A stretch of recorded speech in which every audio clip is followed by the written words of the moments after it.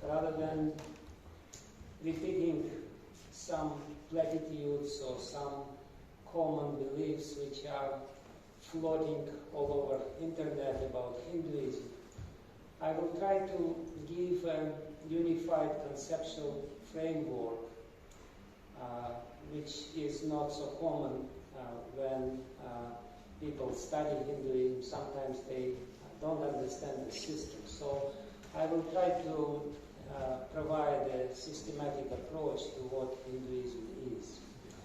I will, in the beginning, very briefly, I will list the core beliefs of Hinduism. Very logical and rational. And then explain how these core beliefs are interwoven into the real tradition. The tradition of worship, tradition of spiritual practices. So that will be the topic of my discussion today.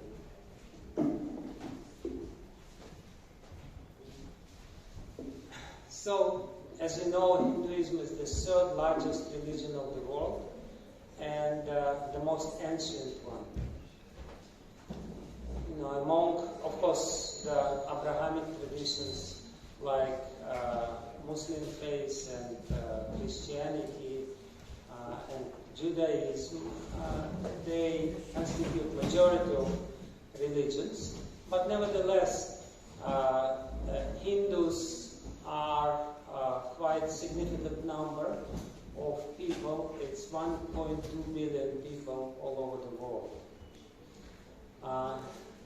Before they were mostly concentrated in India, but nowadays they are spread all over the world, and as you see, even here in Tbilisi, there are some.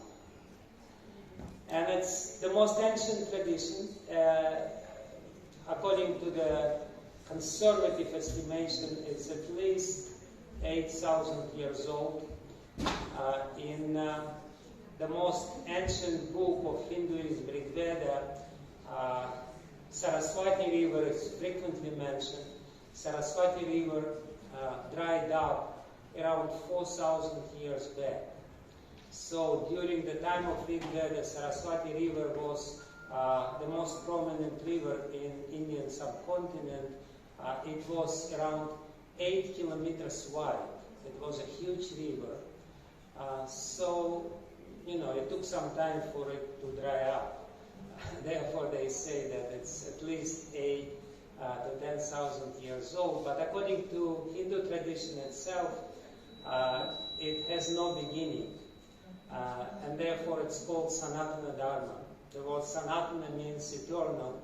And Dharma means religion. Dharma means duty. Dharma means something which upholds the truth. So, from the very beginning, I should mention that the very word Hinduism is actually not the proper denomination for this tradition, because Hinduism the word Hindu appeared from the Muslim invaders who were staying outside of the river Sindhu, and they called the river Sindhu Hind, and all the people who were on the other side of river Sind, they called them Hindu. Therefore, it's in one sense Hinduism an artificial construct. Artificial in the sense that there was never such unified religion as such in India. But nevertheless, it has some merits to call people Hindus, even though there are so many different denominations, different varieties of beliefs and traditions and practices. Nevertheless, there is a lot in common. We can see, this is Kumbh Mela, the most famous religious festival in India, where literally 10 to 20 million people gather at one point confluence of Ganga and Yamuna. And there, basically, it's a market, it's a fair, spiritual fair, where different Hindus, quote unquote, demonstrate their different traditions, which are, of course, quite strikingly different. You can see all kinds of strange people, strangely looking people, and with their strange expressions of face. But as I say, nevertheless, Hindus or Hindu tradition can be succinctly expressed through some core beliefs. And I count here 8 main tenets of Hindu faith, which are shared by all the Hindus, so to speak. The first and most important common point among different denominations in India is the belief in Vedas. Vedas as holy scriptures, and of course not only Vedas. Vedas are huge. Vedas themselves are huge, but there is a huge scriptural tradition which is grown up on the basis of the Vedas itself. Puranas, Itihasas, Agamas, Smriti Shastras. It's an ocean of books, ancient books, which contain the ancient wisdom. So the first common belief is that Vedas reveal the truth. The truth is contained in the scriptures, and of course one has to find a way to discover this truth, but the belief in Vedas is most fundamental for all people of Indian subcontinent, I mean who belong to quote-unquote Hinduism. The next very important tenet of Hinduism is that there is an all-pervading spirit, the origin and the source of everything that exists, and it's called differently.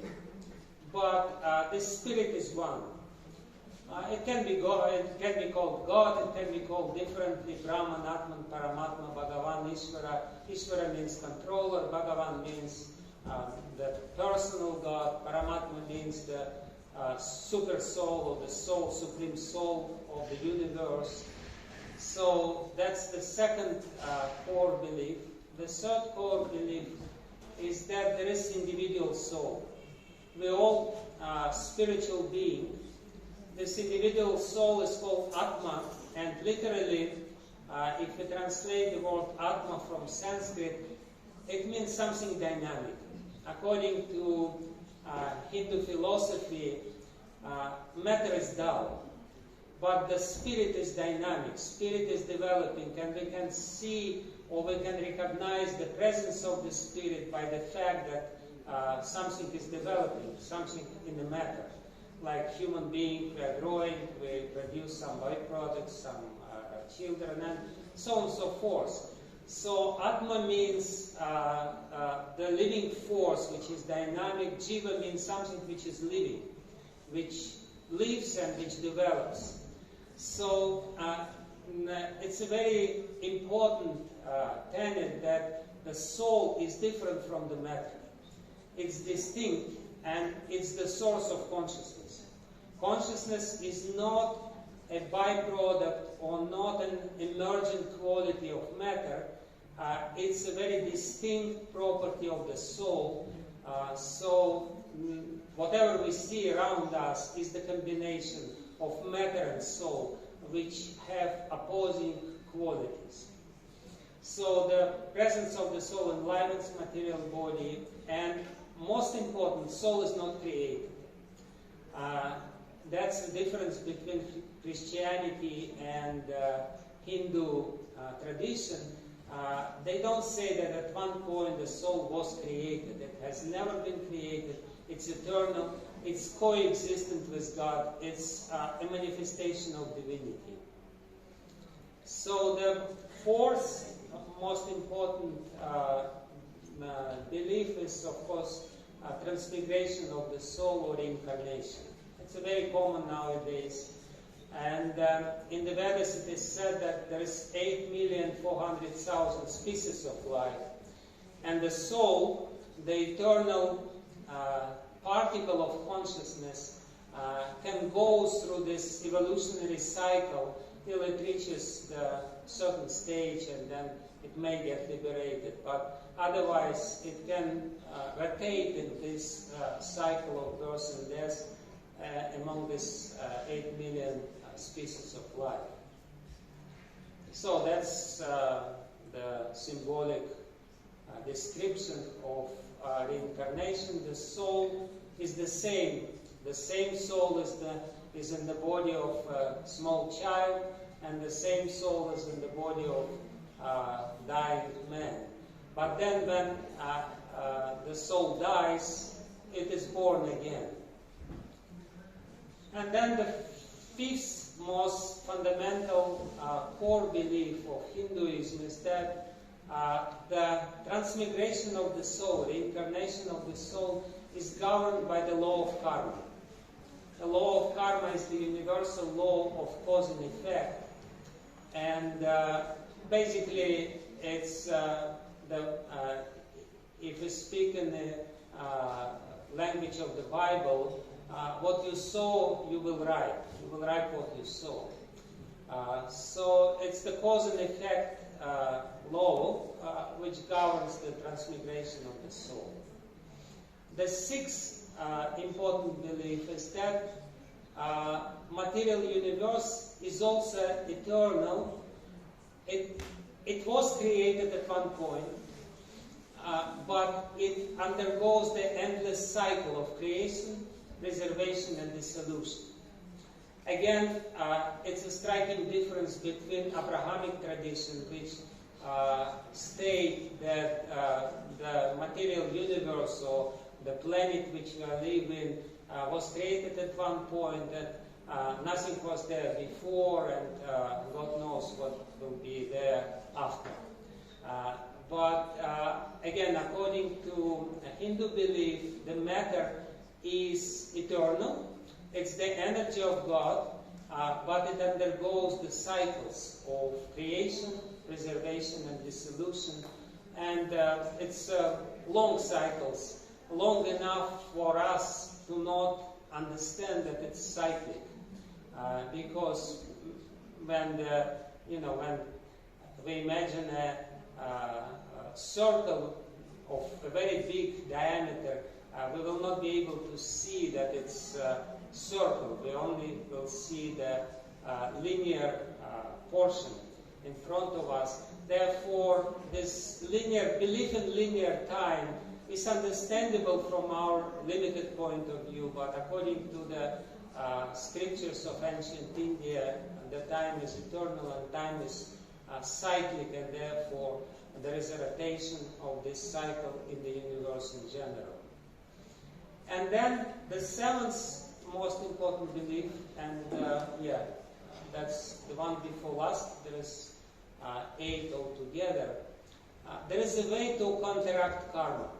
Even though this rotation in this circle of birth and death is eternal, there is a way to counteract karma, and the way to counteract karma is called dharma. Dharma basically means the sacred duties, or righteousness, or obligations which we have to fulfill, or religious duties which we have to do, certain ethical principles which we have to follow. And the final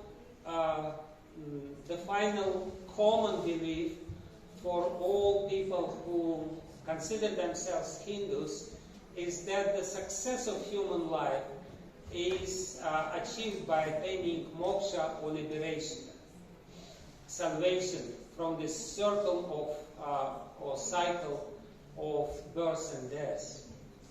So this more or less endless cycle can be broken by certain spiritual discipline, and this liberation implies re-establishment, very specific relationship with the soul, or between the soul and divinity, of God and individual soul.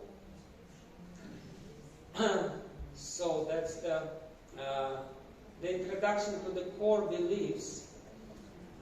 And now I'm coming to the most important part of this little presentation of Hinduism, how to make sense of different varieties of faiths, how they are unified together, and is there any sense in it? Because, again, externally, people are quite bewildered when they see this display of different traditions, beliefs, rituals, so on and so forth.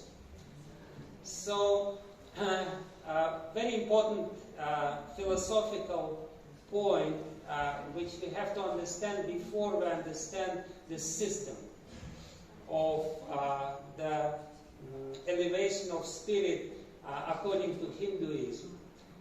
As I said, the living entity in this material world, specifically the human beings, but not only human beings, is the combination of soul and matter, spirit and matter.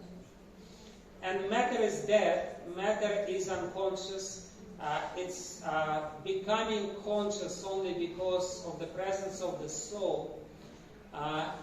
But when the soul is in the body, it identifies with the body. Psychologically, we completely identify with the body. If somebody will ask us who we are, we will start to designate ourselves according to the characteristics of our body. I'm such and such, I have, I lived so many years here, I belong to this country. So it's not all the characteristics of the soul. This identification with the body is extremely strong and deep.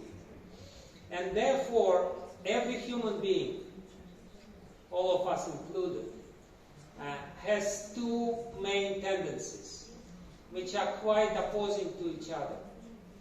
One tendency is material tendency, and this material tendency is according to the demands of our body. Our body needs to eat, our body needs to sleep, our body needs to have sex, defend itself, and all these tendencies of material enjoyment, or as Christianity say, the urges of the flesh, is the tendency of the matter. We want to enjoy and we want to lord it over. We have to have some power. That's a very important point of our,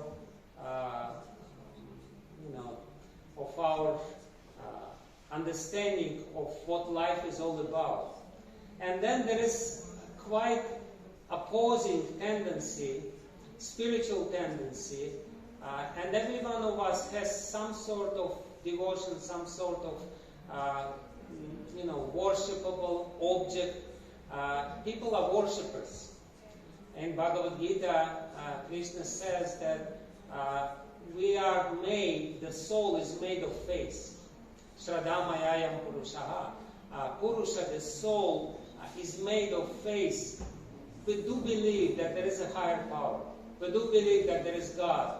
And we do believe that there is an inner need for us to surrender to Him, to enter into some kind of relationship with Him, or to feel the protection of this supreme power. So these two tendencies, they constitute the problem of the human being. We all know that we want to serve, as it is said in Bible again, we want to serve two lords. We want to serve the matter, and we want to serve God. So how to combine this, and how to use the friction between these two tendencies for the development of the soul? How to not to negate the problem of material needs which we have, and at the same time how to ensure and facilitate the development and evolution of the spirit. So this is what Hinduism is all about, and the system which I want to present the conceptual system, which is very interesting and which can be used when we classify different religions of the world, is called in Sanskrit Panchupasana, or the 5 stages of development of consciousness, and the 5 corresponding forms of divinity, or the 5 conceptions of divinity which people naturally develop when they are situated in a certain stage of spiritual development. So that's what I'm going to talk now. What is this Panchupasana, or 5 kinds of worship? And if we understand this, we will very clearly understand the varieties of different denominations in India and how they are actually one phase in gradual stages of development from lower stages to the most elevated development of spirit. So this is explained in this quote. I will not probably read this quote. This Panchupasana, according to this quote, is the 5 mental attitudes which is natural to people on certain stages of their spiritual development. And basically,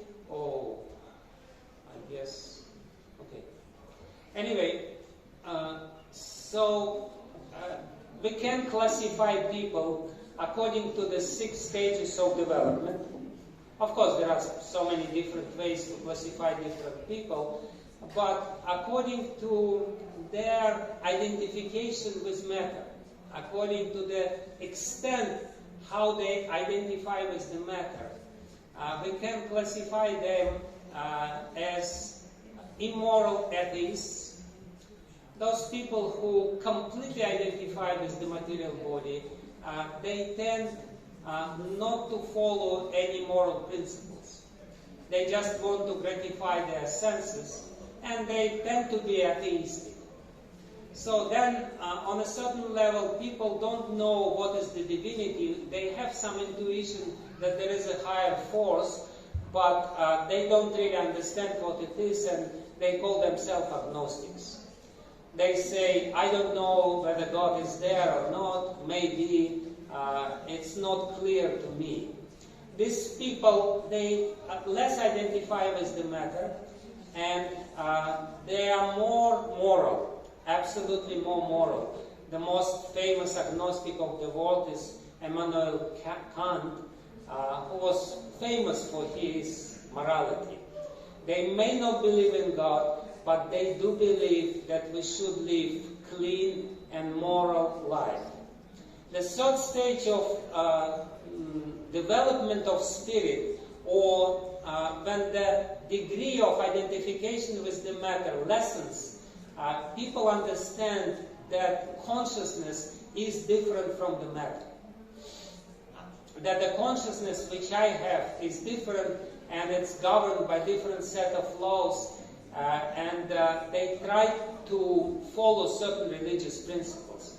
For them, morality is not a relative concept.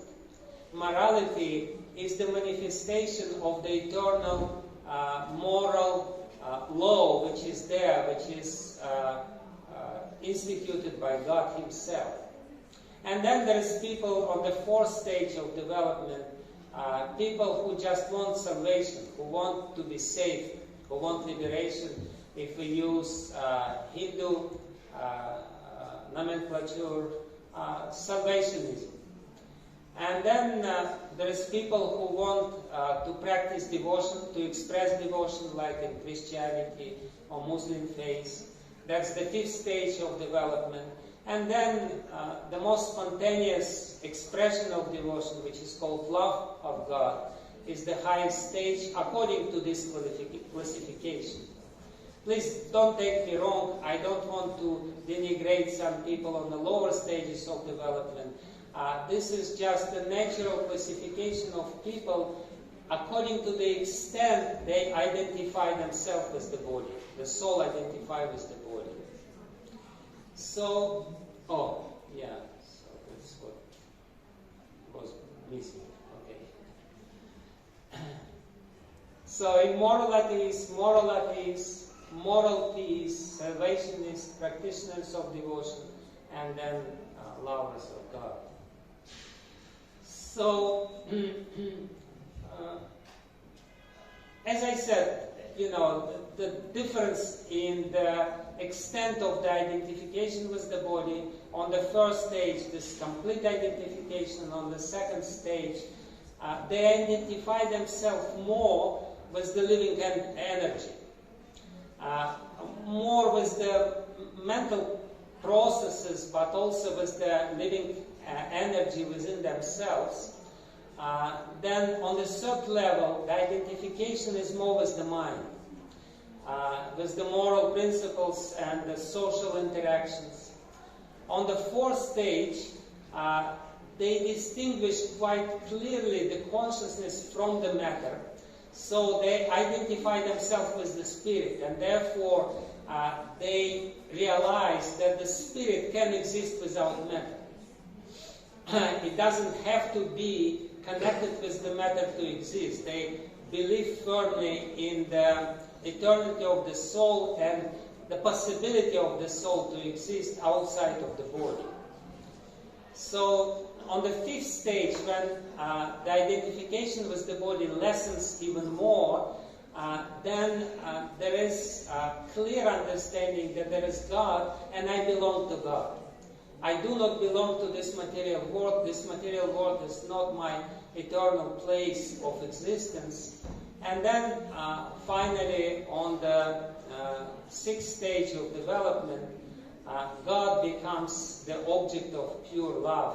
The connection between the soul and God becomes very strong and very emotional. And we know that the saints of different traditions, they achieve this very elevated state of the development of spirit, which is different from the body. So that's basically the system according to which we will be able to make sense of different Hindu traditions. According to Vedic scriptures, the Hindu scriptures themselves, all human beings have 4 basic goals in life. Everyone wants some enjoyment. We want to have nice life, good life. We want to have some good food, sex, and so on and so forth. Then everyone has also some tendency to express themselves through morality. We all understand that morality is a very important part of our life. That's the second goal. Kama is enjoyment. The second goal is dharma, morality. Third goal is prosperity, artha. We want to be prosperous. We want to have some economic development. We want to have nice apartment, nice business, so on and so forth. And then ultimately we want liberation, because in this material world, no matter how happy we are, we still have to die. We still have to have disease. Our body becomes crippled at one point. And some people develop very strong desire for some eternal life. That's the fourth goal of human life. Kama, dharma, artha, and moksha. According to Vedic tradition, the highest goal of human life is liberation. But liberation has 2 kinds. One is impersonal liberation, when the soul is just merges into divinity.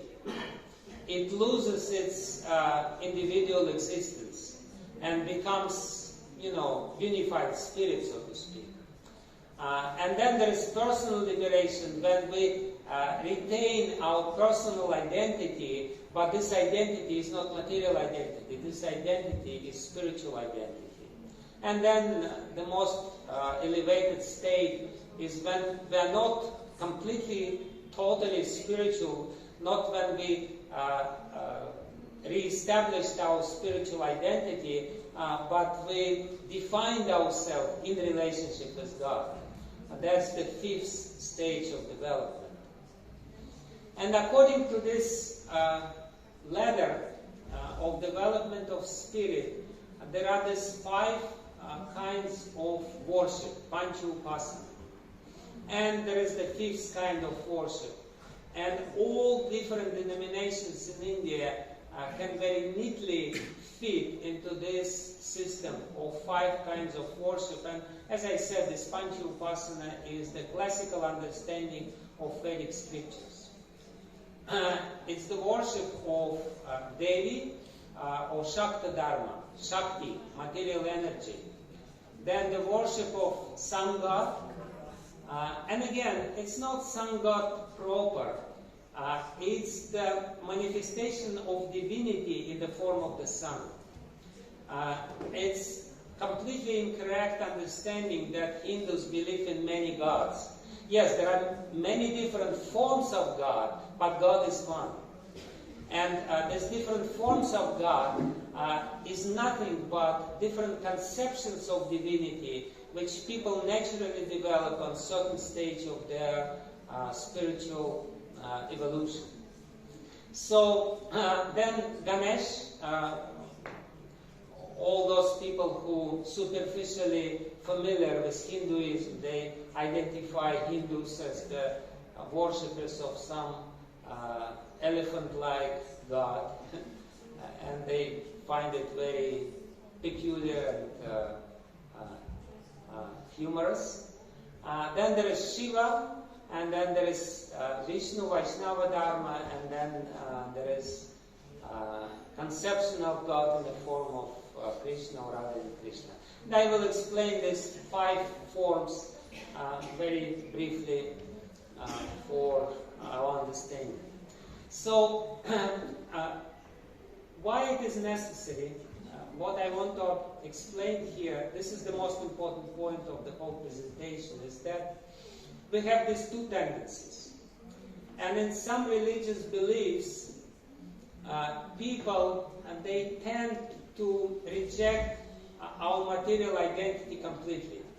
They say body is bad, body is dirty, it's sinful, there is nothing good about body, and they try to go somewhere in a secluded place, and they condemn the flesh and the urges of the flesh. The approach of Hinduism is completely different and very ingenious. It takes into consideration our material identity and material needs, and says that if we marry these 2 tendencies, tendency to gratify the body and the tendency to worship the higher force, and if we do it properly, then the spirit, the soul will gradually coming from stage to stage, and ultimately will come to the desirable stage of complete disidentification with the body. The desirable stage is the same. If we take Christianity, the ideal of Christianity, I'm not this body, I'm spirit soul, I'm spirit, I want to be with God. But Hinduism is teaching people how to gradually elevate yourself through this system of worship. So Hinduism is nothing but the evolutionary ladder of different traditions or different practices which help oneself to achieve completely spiritual goal. And of course, it all very much based on the understanding that we are not living once. We live many times, and we have many opportunities to develop ourselves. And in fact, this whole material creation is created by God, even though it was not, well, it was created. Is created by God for our spiritual development. It's the ultimate purpose of the creation. So when we take this material tendency for sense enjoyment, which is the characteristic of immoral atheists, people who completely identify with the flesh, with the body, If we marry with the tendency to worship some higher force, for them, the understanding of divinity is this material energy. The matter, the material energy, the vast material energy with its powers is the maximum how they can imagine God. So all these worshippers of, So we're dealing with this lowest stage of spiritual development when people completely identify with the body, when the needs for sense gratification is very strong, and for them it's kind of natural to understand that the divinity is this matter. There are so many philosophies like, Spinoza philosophy, that the matter is God, that ultimate this pantheism.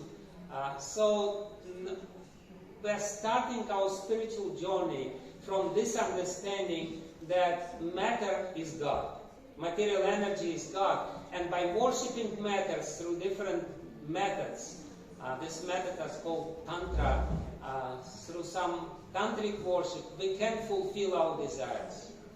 The main goal of worship is material enjoyment. We just want to enjoy, and there are so many people even in Christianity. Why do they worship God? Because they want to fulfill their desires. My dear God, I'm such and such. Here's a candle for you. Please fulfill my desires. So this is a very low kind of worship, and sometimes people see these forms of worship in Hinduism and they kind of look down at it. What kind of religion it is? Completely material. But that's a natural stage of development. Somewhere you have to develop your spiritual journey. You have to start your spiritual journey. And yes, there are some very obnoxious forms of worship on this point. Sometimes in the temples of Durga Devi, who is the Devi, the goddess of the material nature, they do animal sacrifice. You can go there and there's some bloodshed and there's some goats and they cut their head. But again, this is a lowest possible kind of worship, not to stay on this stage, but to go further.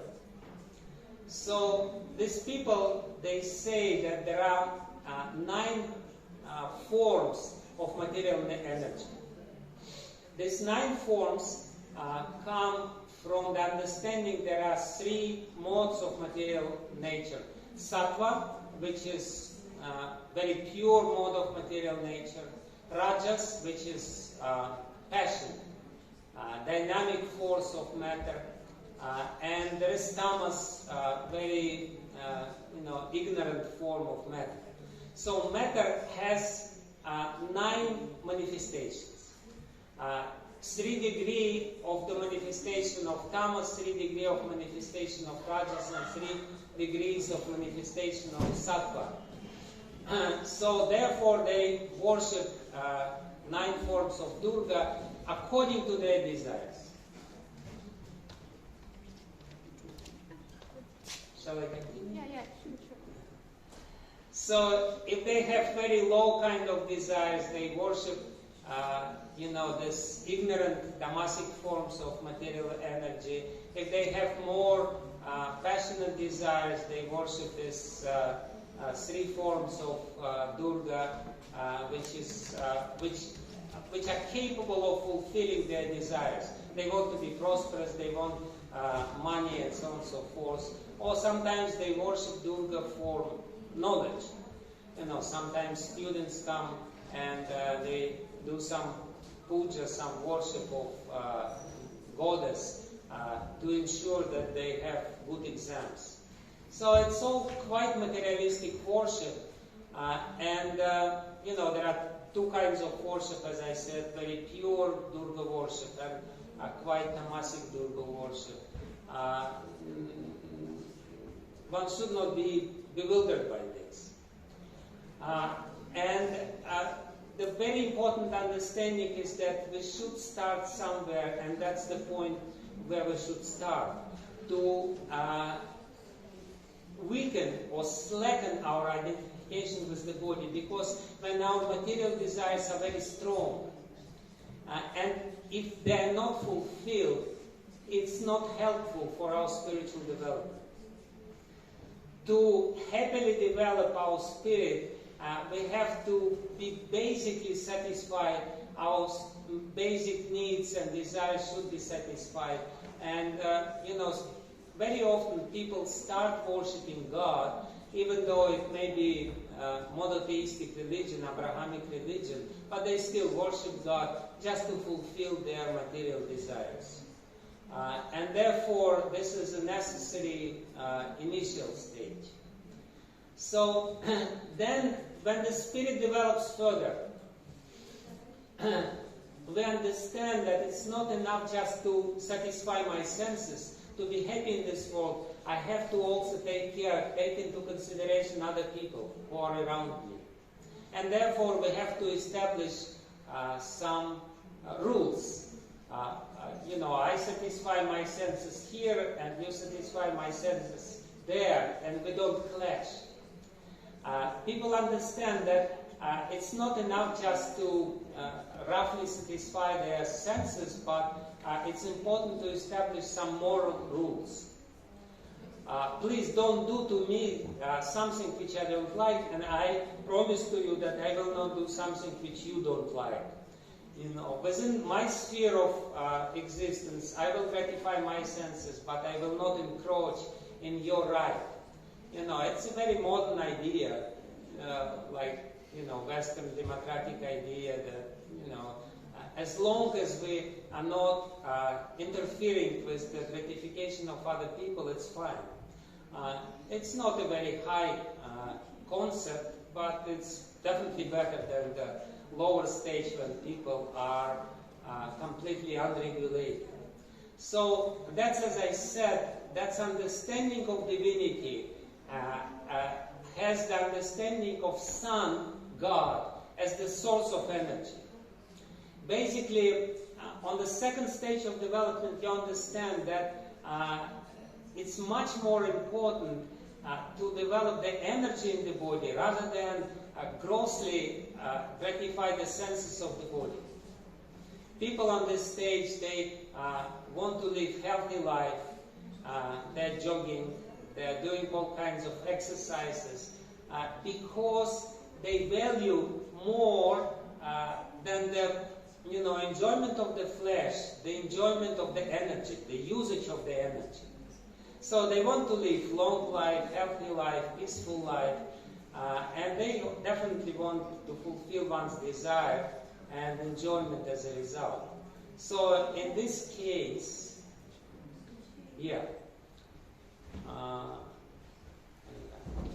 in this case, the Vedas say that you worship Sun God. You worship God as Sun God. It's the same God, but for you, the acceptable form or understandable form of divinity is Sun God. And there are so many different forms of worship within Hinduism. I don't know. Hinduism, I'm not going to get into it. But one, perhaps, very important form of worship, is this famous yoga exercise, which is called Surya Namaskar. It's a very famous yogic tradition, but actually it's the form of worship Surya. Surya means Sun God. And while doing this yogic exercise, you're supposed to chant in each posture a certain mantra which expresses certain aspect of God or divinity as Sun. Like Om Bhaskaraya Namaha, I worship you who is full of energy, who is full of light. Or Om Pushne Namaha, the sixth posture, Pushne Namaha. It's different mantras according to this worship. And even though now people are doing it just as a physical exercise, initially it was designed as spiritual practice to achieve the goal. And the goal of this stage of spiritual development is health, healthy long life, yogic powers, and happy social interactions. So that's the next stage of development with this Surya Namaskar. And also Surya, it's also very interesting because Surya, according to Vedic beliefs, is the father of Yamaraja, who is the Lord of Death. So Surya is the father of the divinity, or the aspect of divinity which judges our moral behavior. Like also, this is a very common concept for Abrahamic beliefs as well, that God is judge. He is judging our sins and our piety. So that's this level when we believe in morality, but we may or may not believe in God. It's interesting, I was in Israel and somebody told me in Israel that one rabbi,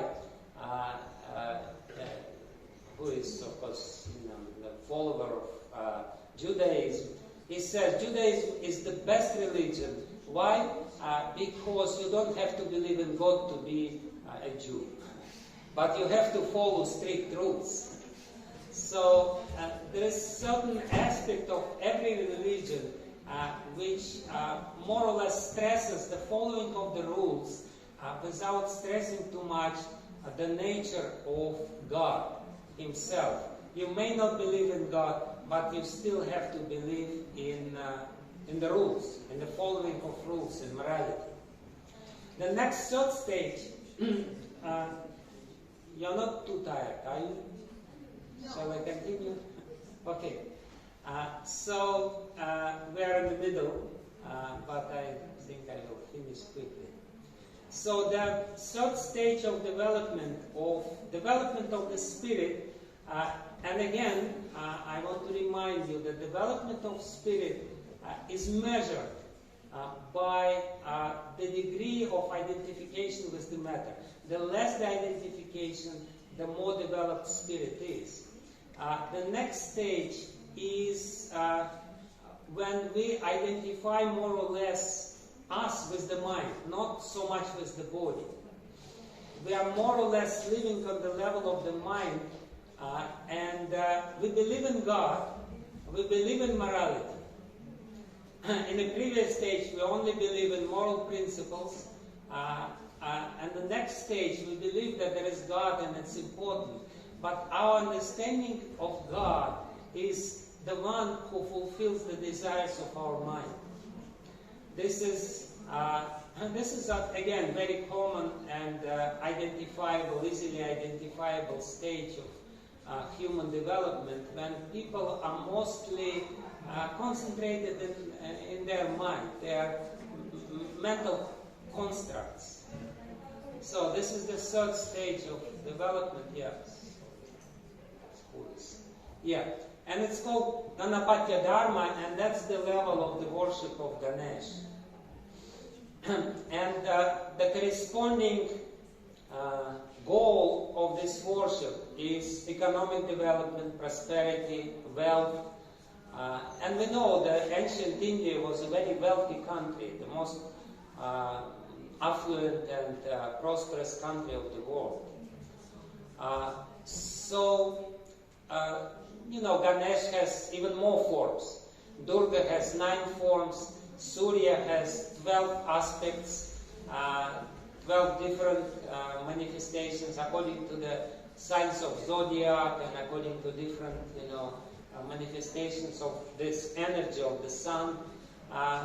Ganesh has 32 forms. It basically means that our mind has many, many different forms. That's what it means. And he has 2 wives, the wives of Hindu gods.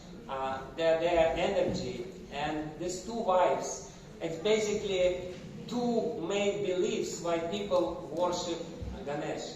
Siddhi means success, and Riddhi means wealth.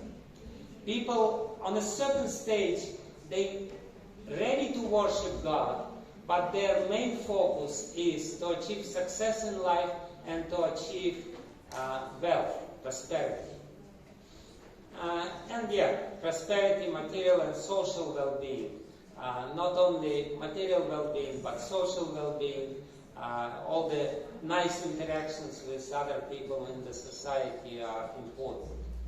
And that's how they explain that Ganesh is the manifestation of God. This is the Om sign, and Om is the symbolic representation of one God. And they say that this one God manifests himself as the elephant God. And but this is a very symbolic figure.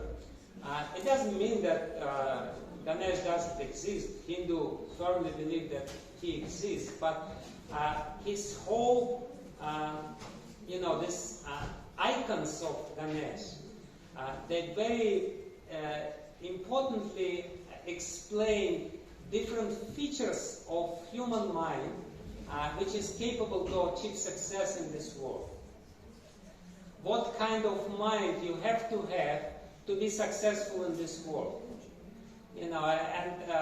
This slide elaborately describes this. I will not go into details. I will say that the big ears of Ganesh means that you have to listen very carefully. You have to develop these listening skills. By interacting with this form of God, you develop certain kind of mentality which is conducive for your success. But it's very interesting why this form of God is half man, half animal, according to the sages, ancient sages of India. They say this is the stage of development where our understanding is not completely human. We still identify quite strongly with the material elements of our body, but at the same time we do develop some certain more spiritual inclinations. So, another feature of this is large stomach of this elephant god.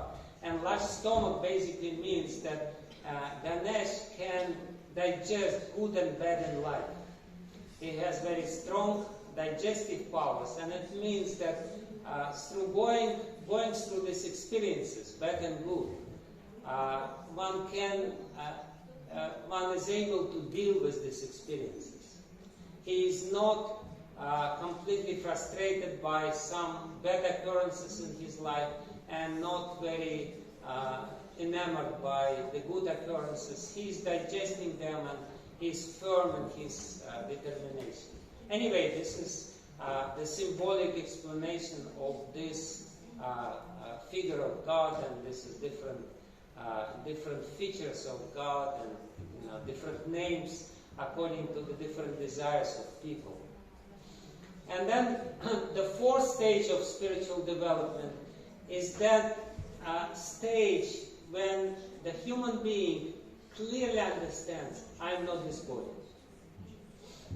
But he doesn't have very clear understanding of what his soul is. He has a rather vague understanding of spirit. It's something impersonal, something vague, and this is the stage of Shiva worship or Shiva puja. When we conceive God as somebody impersonal, as some impersonal spirit which doesn't have any shape, any form, so on and so forth. So this Shiva Dharma, the Shaiva Dharma, Dharma of Lord Shiva, I'm sure you've seen these icons or these statues of Lord Shiva, especially in Rishikesh. the whole Himalayas are full of people who worship Shiva, their understanding is that, I'm spirit, but I'm not quite clear what kind of spirit I am. And therefore, they completely identify themselves as God. And therefore, when they worship Shiva, they worship him in abstract form. Shiva Lingam is nothing but the abstract description of divinity. Because at this stage of development, we don't yet see the divine spirit very clearly. We only see vague understanding, and therefore the worship is also quite vague.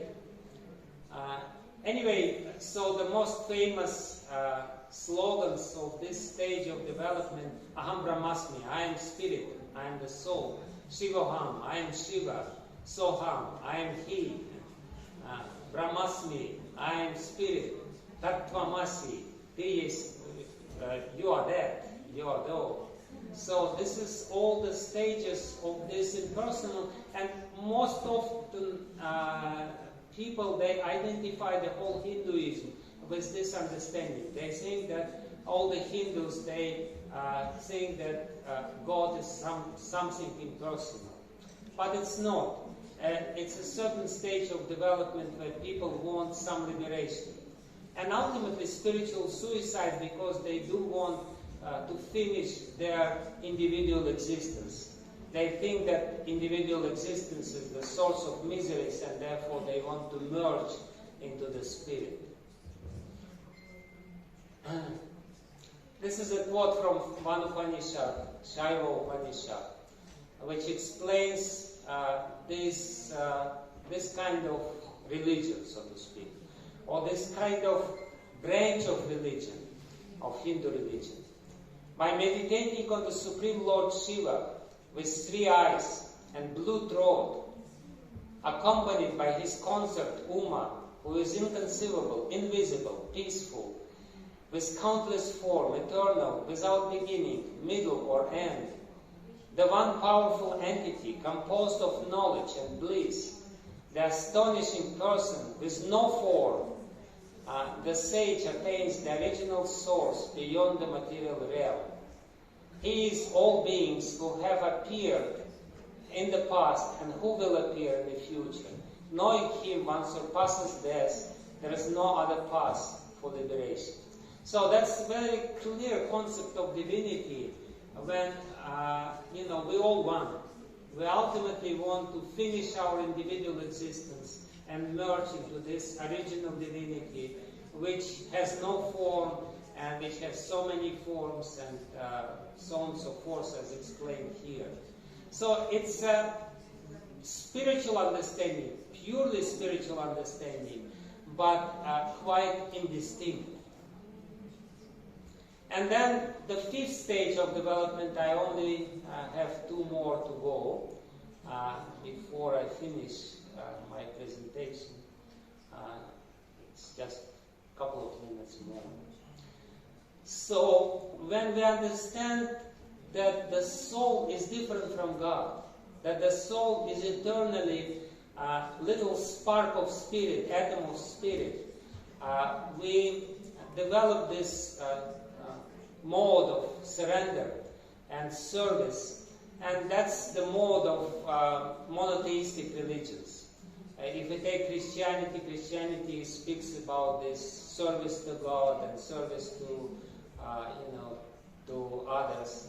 So this is the concept when God is all-powerful, all-knowing, and all-pervading, and that's the God which rules this material world.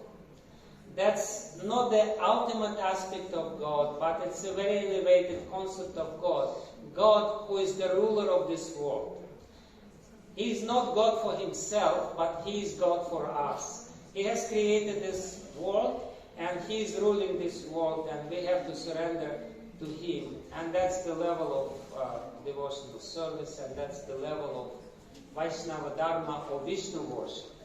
So we had Devi worship, had Surya worship, Sun God, Ganesh worship, Shiva worship, and ultimately Shiva worship. Vishnu worship, who is the sattvic worship. So it's basically very clear understanding that I'm consciousness and I'm eternally individual. I will never be able to completely destroy my individuality.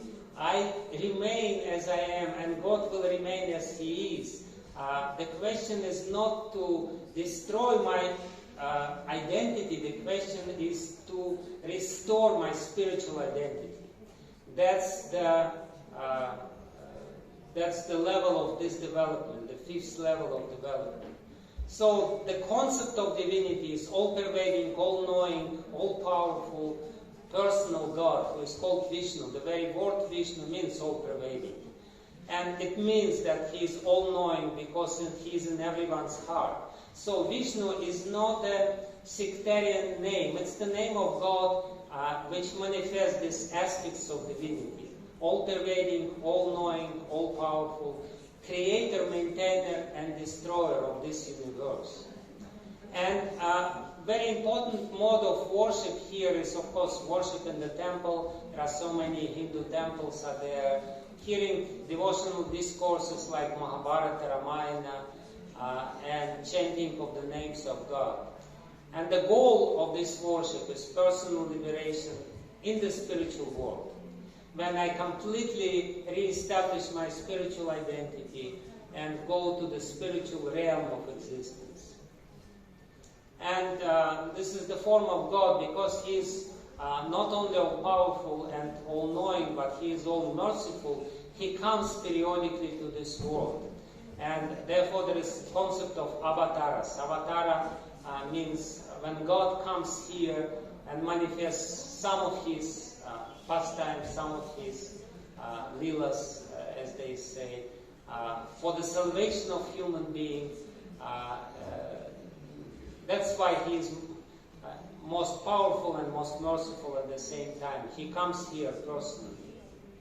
And that's Lakshmi Narayan form of God, of this kind of understanding or concept of divinity, or this aspect of God as all-powerful, all-knowing, and all-merciful. And then the sixth and last stage of human development or spiritual development, when we completely done with the identification with the matter. Even in the fifth stage of development, people understand God as somebody who is only related to this world. They don't explain really what is going on in the spiritual realm, what it means to be God for Himself. They know what it means to be God for this world, how to judge people, how to rule this world, but they don't understand what is the spiritual realm, which is, according to Vedic scriptures, constitutes 3/4 of creation. Only 1/4 is the material realm, and 3/4 is the spiritual realm. And in this form, God is only beautiful. It's blissful God. And He's called Krishna. Krishna means all attractive, very beautiful, and blissful God. He is bliss personified. He is bliss for Himself, and He is giving bliss to others. Therefore, He is love personified. That's the conception of God as love. He is enjoying His love, He is giving His love, and He is accepting love of all the souls.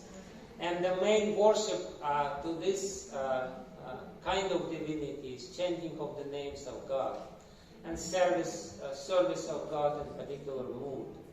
And prayojana, the goal of this worship, is one-pointed love of God, complete self-dedication to this God. And we see that the saintly people in all religious traditions, they strive to achieve this stage of spiritual development. That's the description of God for Himself. He's playing flute and He's surrounded by those who love Him. And according to, again, Hindu scriptures, this is the essence of God. His beauty, His kindness, His mercy is the most important feature of God. Not His power, not His all-pervasiveness, but His beauty. That's the essence of God, and therefore this form of God worship is considered, according to Hindu tradition, the highest form of worship. The sweetness is the quintessence of God's qualities, the essence of all qualities. And very important, I'm practically done with this presentation, very important conclusion which can be derived from this. So, you know, we can see that different people are on different levels of their spiritual development. We cannot really expect that all people will believe in the same God. Or we cannot expect that all people will believe in the same God in the same way as others. We cannot really demand from them, because there is an objective or subjective need for certain relationship with this divinity. And Hinduism just recognizes this fact and facilitates the worship of people on different stages of the development to help them to go further. That's what Hinduism is all about. Hinduism is about the spiritual development, the evolution of the soul. And the concept of God also evolved according to our level of understanding. And the most important quote in this regard from Rig Veda, Ekam Sat Viprah Bahuda Vadanti. Truth is one, the wise people describe it in various ways. This verse from Rig Veda, the complete version of this verse, they say that they call him Indra, king of heavens, Mitra, sun god, Varuna, the water god, the ocean god, Agni, fire god, and he is the beautiful heavenly Garuda, he is the truth, but different people, different wise people describe him differently. They call him Agni, god of fire, Yama, god of death, and Matarishman, the god of air. But actually they are talking about one God, one divinity, manifested in different ways according to the desires of different worshippers and different people. And therefore, it's a very common feature of Hinduism is that religious tolerance is engraved into the spirit of people who are, it's embedded in Hindu people who are following Hindu religion. I'm just giving, this is the last quote in my presentation, I'm giving a quote of one quite modern teacher of our tradition who says, if somebody, if one goes to someone else's place of worship, one should think, the people are worshipping my Lord, but in a different way. Because of my different training, I cannot quite comprehend this system of worship. However, through this experience, I can deepen my appreciation of my own system of worship. The Lord is one, not two. I offer respect to the form I see here and pray to the Lord in this new form that He increase my love for the Lord in His accustomed form. And the quote goes on and says that those people who denigrate other faiths, who become fanatical worship, who say that other people, they're just ignorant, only my way is correct, they only create disturbances and they don't achieve the final goal, love of God, because they don't develop proper relationship with other people. So this kind of understanding gives you the framework by which you will be able to respect worship of other people, respect other religions, and live in peace with other people as Hindu people showed through the many thousands years of their history. So that's basically the presentation which I wanted to share with you, in general about the core beliefs of Hindus and how the different denominations within Hinduism can be reconciled by this understanding of the evolution of the spirit. Thank you very much.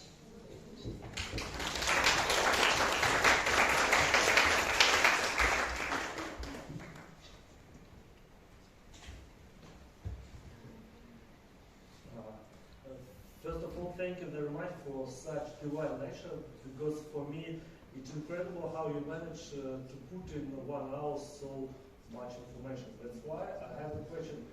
Maybe do you have a YouTube channel where I can re-listen this lecture? Yeah. Yes, maybe I do have, yes. Somebody share it for everybody, for those who are interested. And the second question, Sarkavelo, Georgia is a Christian country, and how this knowledge, you said Sanatana Dharma, can be useful for Christian people, and I understand that it's not a problem to get more information and use it in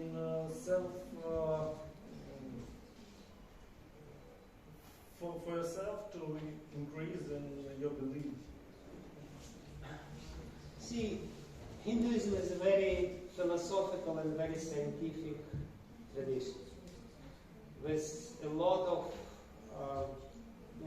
insights into the nature of reality and spiritual reality and material reality. Like yoga, astrology, different disciplines are very useful.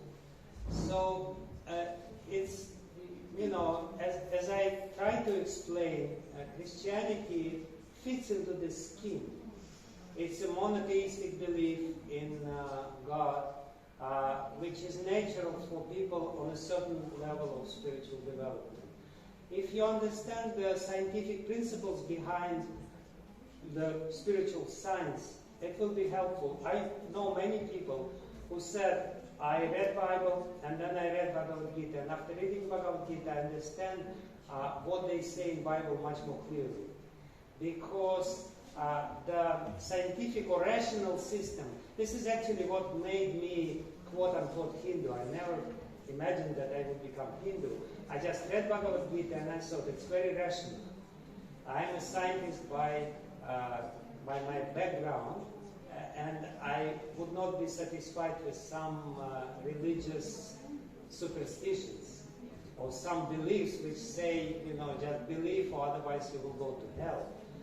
So I was very happy to understand that spirituality can be described in a very rational way. And this rational approach to spirituality is helpful because actually if we understand the principles of this approach, we can understand how other religions also basically talking about the same principles, but maybe in a less clear way, not so clearly identifying these principles. Thank you. Can I? Yes, sir. I have a question. What do you think if I'm an atheist, not an agnostic atheist, as you mentioned in your presentation, but I'm just an atheist who does not believe in God, who does not believe that there is something spiritual? How do you see me, who I am, and how do I live? What's the way of living me? That you mentioned that atheist has no moral, but I think that atheist has moral, inner moral, how they live. No. And Yeah, how there are they different live. atheists, Yes. and there are some atheists who have morals. As I said, there are immoral atheists who only believe in gratification of their flesh. They are very selfish. But some of them are not selfish. Yeah, those people who are not selfish, they are moral. As I said, please don't take it personally. No, it was just an example. Yeah. It was really Yeah, interesting. If I am an atheist, Yeah. I just don't believe in God. But see, most of the atheists, they're moral people, especially living in the cities. They're civilized people. When I'm talking about immoral atheists, I'm talking about very specific kind of species of life which is not very common. The majority of people, they belong to the second stage of development. They believe in morals. They believe that we should live moral life, but their understanding of morality is relative. That's the only problem which I see with this. It's very good. We can live a nice, clean life, being moral atheist. We don't have to believe in God. But unfortunately, because of this relative concept of morality, since morality is not absolute, it's more or less human conventions. We more or less, agree that this is what the moral is, and what is moral now may not be moral, in 20 years. Our moral principles may be different at that time. So, with this understanding of relative morality, the tendency will be to lower and lower and lower the standard of morality. We can see how it goes on, unfortunately. By lowering this level of morality, we say, yeah, this is okay, this is fine. And by lowering the level of morality, we deprive ourselves. As I said, actually, we do have, every one of us, no matter whether we believe on God or not, we do have some spiritual aspirations. We may not believe in God, but we believe in some higher purpose. We want to sacrifice ourselves. The relative concept of morality will inevitably bring the tendency to lower this, to lower the standard of morality, and therefore the expression of our spiritual side will also be less prominent. Like, for example, if we take, we can take any, good literature, Georgian literature or whatever, Milton, Lost Paradise, or whatever good poem, we see a very clear expression of spirituality even within the framework of material life. Even people, again, they don't have to believe in God, but they will express their spiritual side. But the extent to which they will be able to express their spirituality within the material life very much depends on the level of morality which they follow. If the moral principles are very high, they will live more fulfilling life. And ultimately this more fulfilling and pure life will bring some intuition that there is some sort of power, and will bring them to the next stage. Can I? Yes, sure. What about empathy? How do you see, is the Hinduism the empathetic religion? Again, effort? Empathetic religion. Huh? Empathy? Empathy. Empathy. Mm-hmm. Yes. Mm-hmm. Do you see Hinduism as an empathetic religion or not? Well, as I tried to explain in the case of Ganesh, that the form of Ganesh. Hai dato ora in due proporzioni empathy religious. Quanto se empathy das nicht das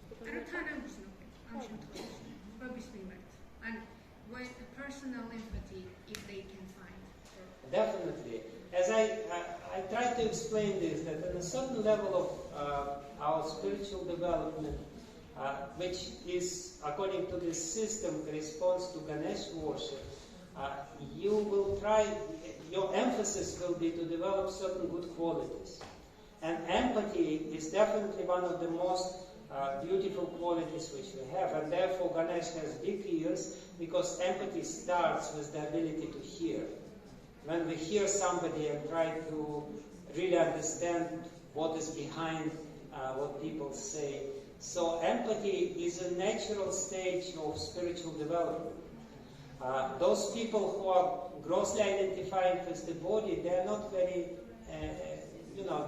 it's very difficult for them to develop empathy because their consciousness is engrossed in the matter. To develop empathy, you have to be somewhat distant from the body, and therefore you will be able to hear what others can say, and therefore you will be able to help them. So it's definitely, it's a quality on a third stage of spiritual development which is there, which I expect.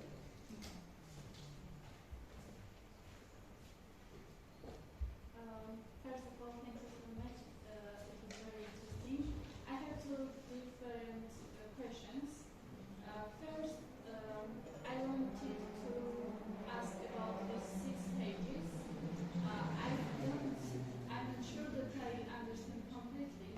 Do you mean that these stages are like transitional stages, like they go into the 6th one and it's superior, and we should start, or I don't know, someone may start from the 3rd stage.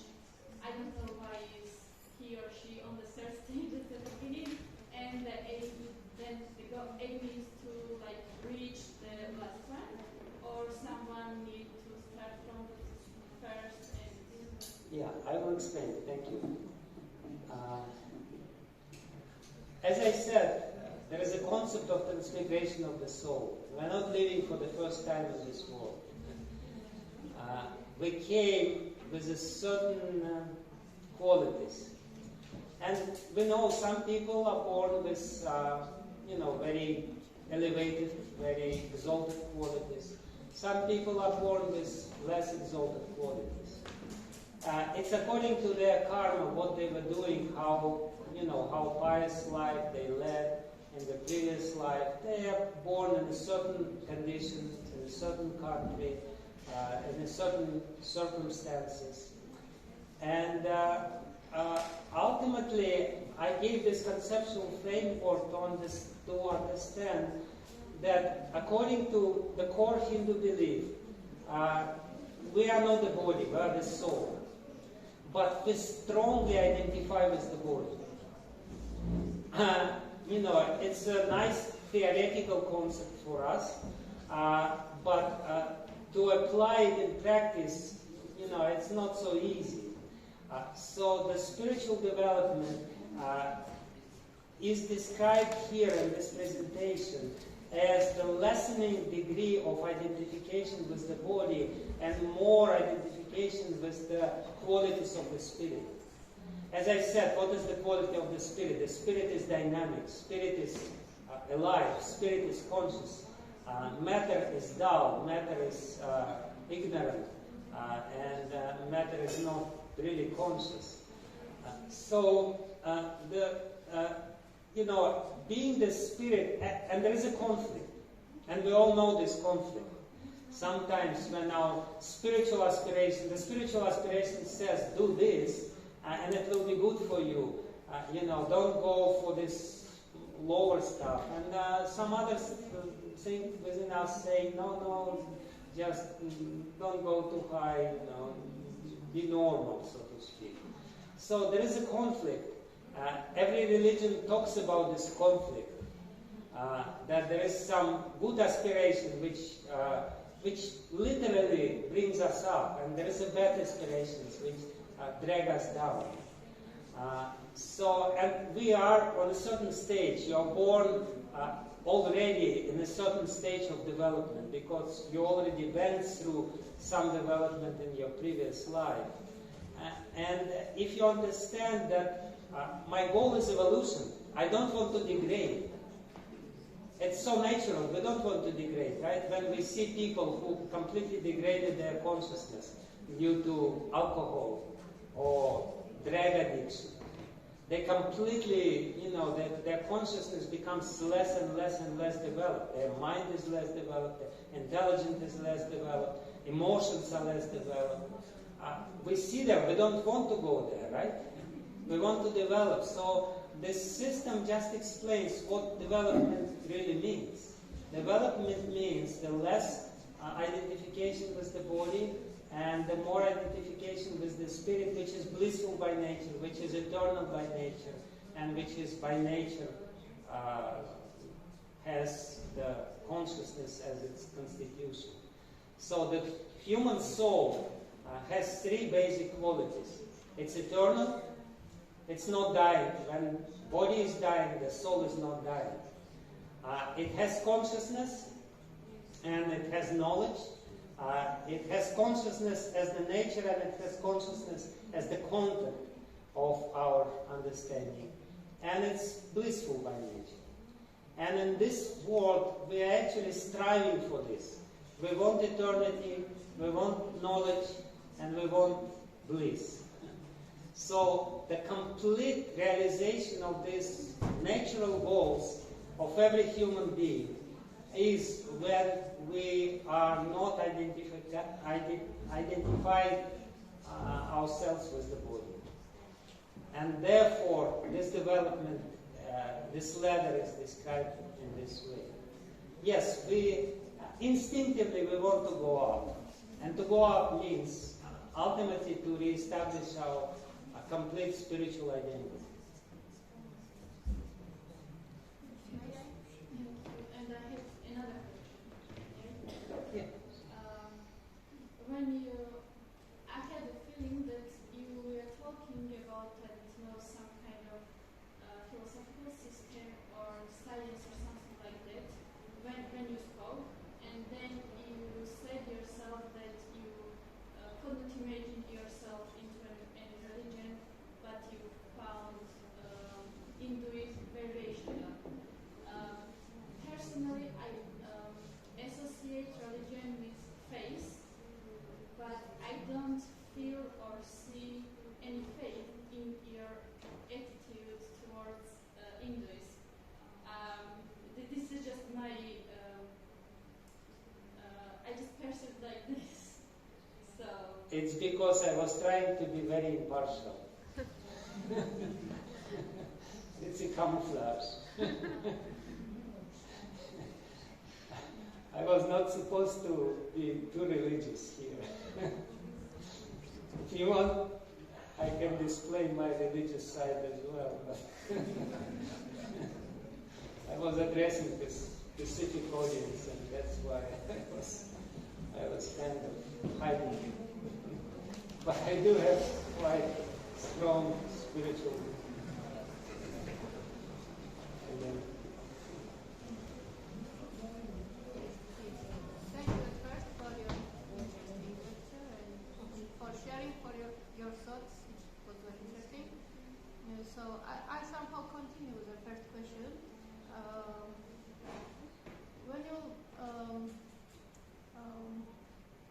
speak about these steps of spiritual development, and we know that there is lower steps and the higher steps, how we define in which steps we are? We are who defines it, or someone tells us? Because I think that it's conditional, these steps. I understand it, because maybe one day you are like 5 steps, but in 1 week maybe you are in atheist. So how would you define it? See, it's a scheme. And as any scheme, it doesn't reflect the reality. The reality is very complex.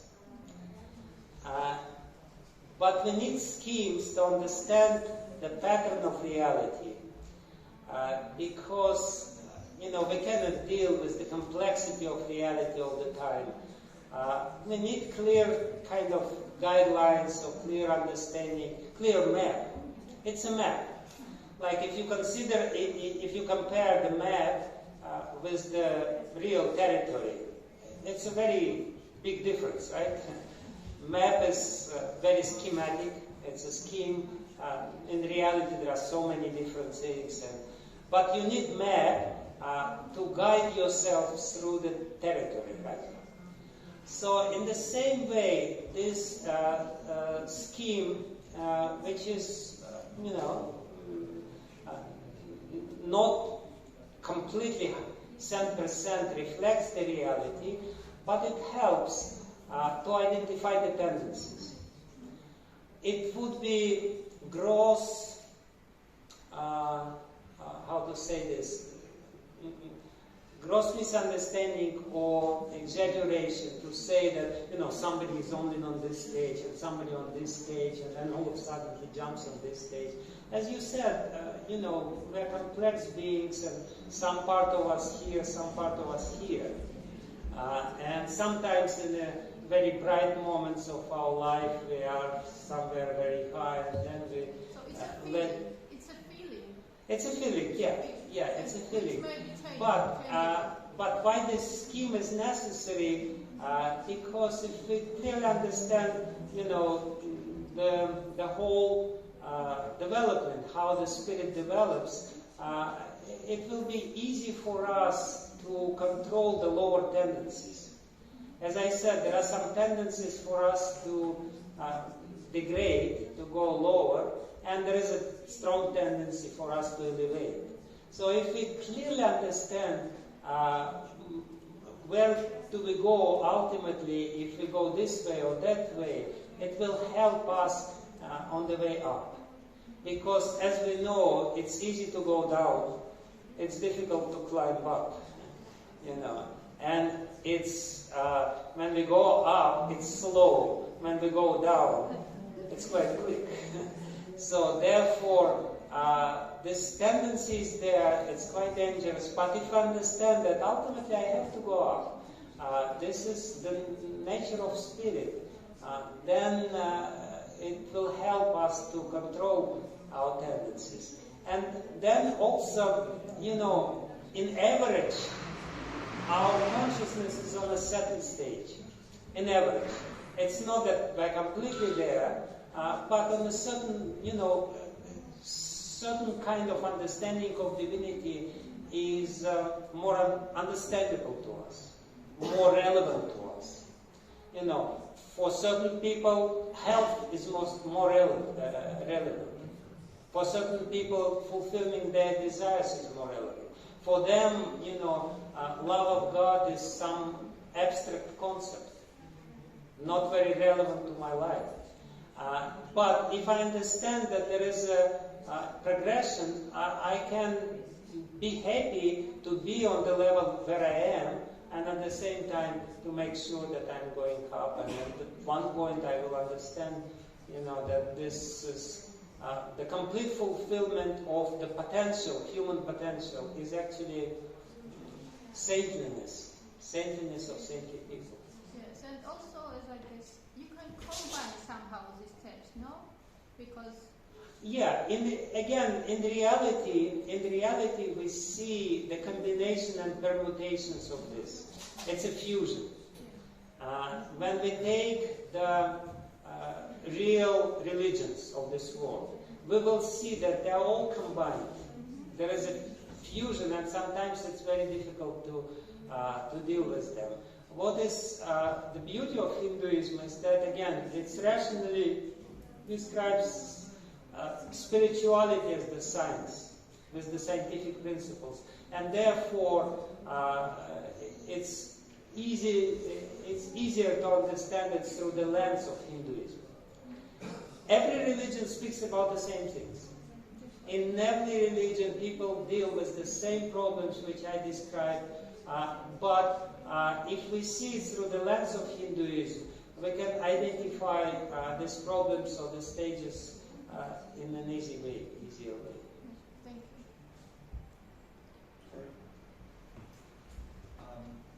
As Bhagavad Gita says, every planet in the solar system has its own living creatures, right? Correct me if I'm wrong. That's on the spiritual side, and I think that your scientific background is, my question will be relevant to you.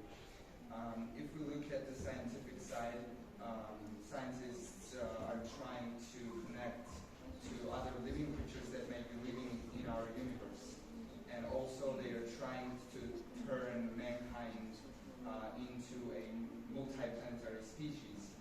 I have a few questions about that. Do you think this it's possible for humans to connect to those living creatures that may be living in our universe? And is it possible to turn into a multiplanetary species? And will God let that happen?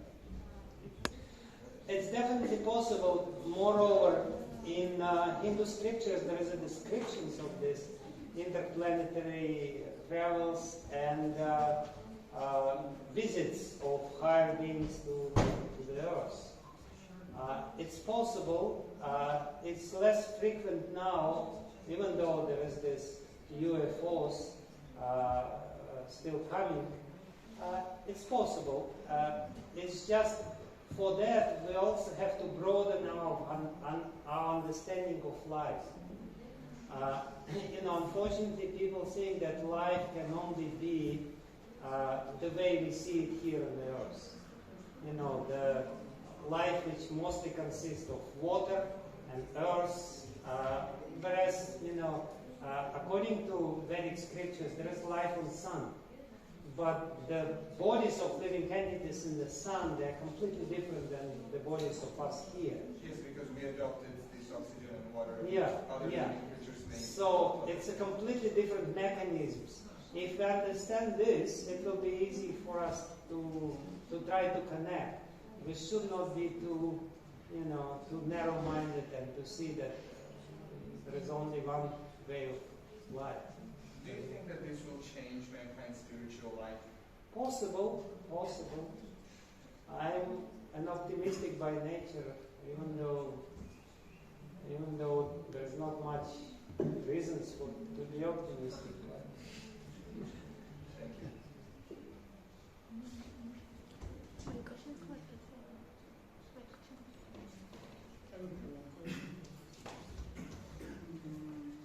You talked about morality, and as I understand, morality is a thing which can be achieved by everyone. It doesn't matter on which stage of development person is, for example, religious or agnostic or atheist. Everyone can be moral, as I understand. Yeah. Because one can be not so spiritual, but just follow the rules. For example, rules of democracy or some social principles. Yes. Live moral life. Yes. So to say. But you also mentioned as a very important point, individuality. And as I understand, as Hindus see, real individuality underlies into spiritual existence. Yes. Not in the matter. But you said that most people identify the individuality with body and matter. Mm-hmm. So if it is so, then I understand that everybody can be a moral person, but can everybody be individual? For example, atheist person can be a real individual in this way, as you described. If real individuality lies into spiritual existence, and the person is atheist, for example, can he be really individual? And if it's like this, then why it is so? See, there's no question of can. He is individual by nature because the soul is individual, but his expressions of individuality may be stronger or less developed. Like if we take, for example, lower creatures. Let's not talk about human beings for the time being. If we take cats, they're individual. but the difference between one cat and another cat, there are some differences, but they're not so strong. If you go to dogs are much more developed creatures, and their individuality is also more developed. You enter into some personal relationship with different dogs, and some dog like you, another dog will not like you, and this and that. In the same way, the more developed we are spiritually, the more distinctly we are individual. The less developed we are spiritually, this individuality is somewhat suppressed. Because our material tendency is the same. We all want to eat, we all want to sleep, we all want to have sex, we all want to defend ourselves. We can express our individuality in these activities, but still, the real individuality is expressed in more higher activities.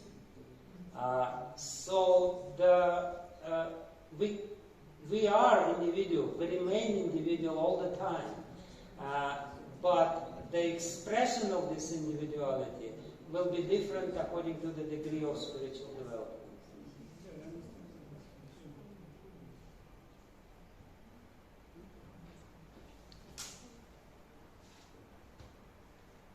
По-русски можно спросить? Пожалуйста. Да, окей.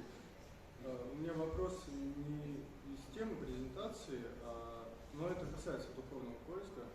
Вопрос связан со свободой выбора. То есть я очень долго думал об этом и пришел к тому, что мы не свободны в абсолютном смысле. То есть в каких-то частностях мы можем сказать, что мы свободны, но в абсолютном смысле нет. В общем, я зашел в тупик, и, может быть, есть ответ, за тысячелетия об этом думали, в индуизме, и ваш личный, может быть, взгляд на то, есть ли у нас свобода выбора, и в какой момент она проявляется, может быть, в какие-то моменты, и как это увидеть, этот момент. Мне можно по-английски отвечать? Можно, да. It's a very correct understanding that our free will is very limited. And it's mostly limited by our karma. Every time we do some action, by expecting some results of this action, we limit our choices for the future. We can very clearly understand it on the example of people who take drugs. They think they are completely free by taking drugs, but once they took drugs, they're less free because they will be forced to take drug again and again and again until they completely lose their freedom. This is just a very stark and vivid example, but actually our action limits our freedom for the next action. We are more or less programming ourselves by acting in a certain way, and we can see that sometimes people in their old age, they become completely like a machine. They're doing the same thing which they used to do in their life because of this lessening of this freedom. But we do have little freedom. Even though there is a lot of limitation upon our freedom of free will from our previous actions, still some freedom is there. And my understanding, we still have freedom because we have developed consciousness. And by this developed consciousness, we can choose what is better. Sometimes we know what is better, but we cannot follow this way because we are conditioned by our previous choices. But nevertheless, by our intelligence, we can then understand this is better. By reading the scriptures, we can understand this is the way to go. And that gives us more freedom. And ultimately, the ultimate expression of our freedom is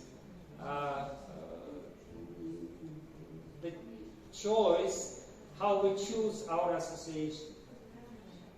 If we want to become free, we should associate with people who are free themselves, or more free themselves, who are more spiritually developed, who are more pure in their intentions, in their emotions. So this is within our choice. Instinctively, we will be drawn towards people who are similar to us.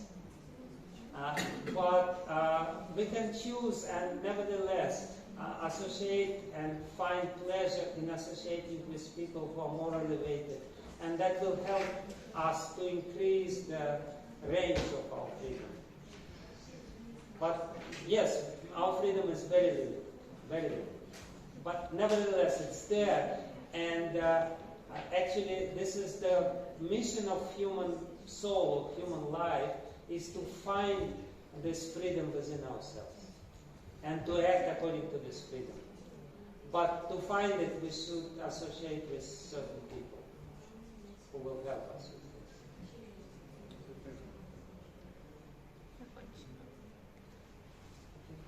It's better to close the lecture, I think. Закончим тогда, да? Спасибо огромное. Thanks a lot. I think it was very interesting lecture and discussions, and thank you, Guru Maharaj.